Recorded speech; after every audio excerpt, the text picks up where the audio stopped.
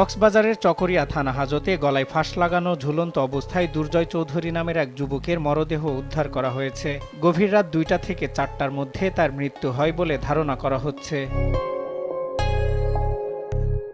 এদিকে পুলিশের দাবি, সরকারি অর্থ আত্মসাতের অভিযোগে তাকে পুলিশ হেফাজতে নেওয়ার পর রাতে গায়ের শার্ট খুলে তিনি আত্মহত্যা করেছেন। তবে ফাঁস লাগানো অবস্থায় হাজতখানার লোহার রডের ওপর হাত রাখা ও দাঁড়িয়ে থাকার ধরন দেখে এ মৃত্যু রহস্যজনক বলে মনে করছেন স্বজনেরা। নিহত দুর্জয় চৌধুরী চকরিয়া পৌরসভার ৪ নং ওয়ার্ড ভরামহুরী হিন্দুপাড়ার কমল চৌধুরীর ছেলে। তিনি চকরিয়া সরকারি পাইলট উচ্চ বিদ্যালয়ের অফিস সহকারী হিসেবে কর্মরত ছিলেন। মৃতের স্বজনরা জানান, দুর্জয় চেক জালিয়াতি করে টাকা তুলেছে এমন অভিযোগের মামলা এজাহার দিয়েছেন তার বিদ্যালয়ের প্রধান শিক্ষক। এর প্রেক্ষিতে থানায় গেলে আটকে রাখা হয় দুর্জয়কে। এরপর রাতে খাবার সহ প্রয়োজনীয় জিনিস দিয়ে আসেন স্বজনেরা। পরে সকালে খবর পান গায়ের শার্ট গলায় পেঁচানো অবস্থায় সেলের দরজার উপরে লোহার শিকে ঝুলে আছে দুর্জয়। এ বিষয়ে জানতে চাইলে কক্সবাজার জেলা পুলিশের মুখপাত্র ও অতিরিক্ত পুলিশ সুপার জানান, ঘটনার তদন্তে পুলিশের পক্ষ থেকে ৩ সদস্যের একটি কমিটি গঠন করা হয়েছে। ৪টি সেলের মধ্যে দুর্জয় একটি ছেলে একা ছিল, সেখান থেকে তার মরদেহ পাওয়া যায়।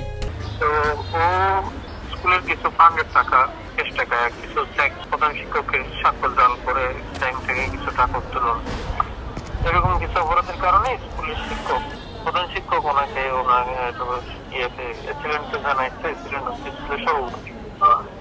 তো ওরা সিদ্ধান্ত নিল যে এটা অভিযোগ দিবে, আইনগত ব্যবস্থা নিবে, মামলা দিবে।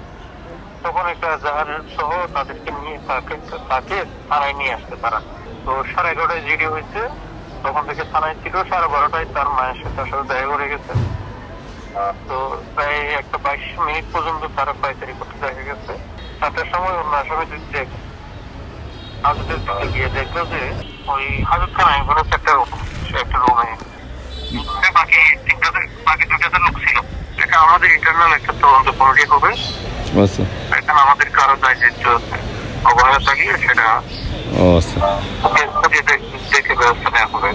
এদিকে থানা হেফাজতে মৃত্যুর প্রতিবাদে বিক্ষোভ মিছিল করেছেন স্থানীয় জনগণ। এমন মৃত্যু স্বাভাবিক নয় দাবি করেন তারা।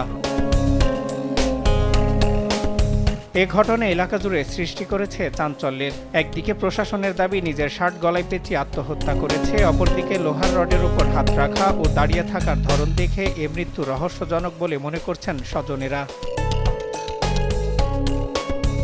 সজল বিশ্বাস, নিউজ ডেস্ক, দেশ টিভি।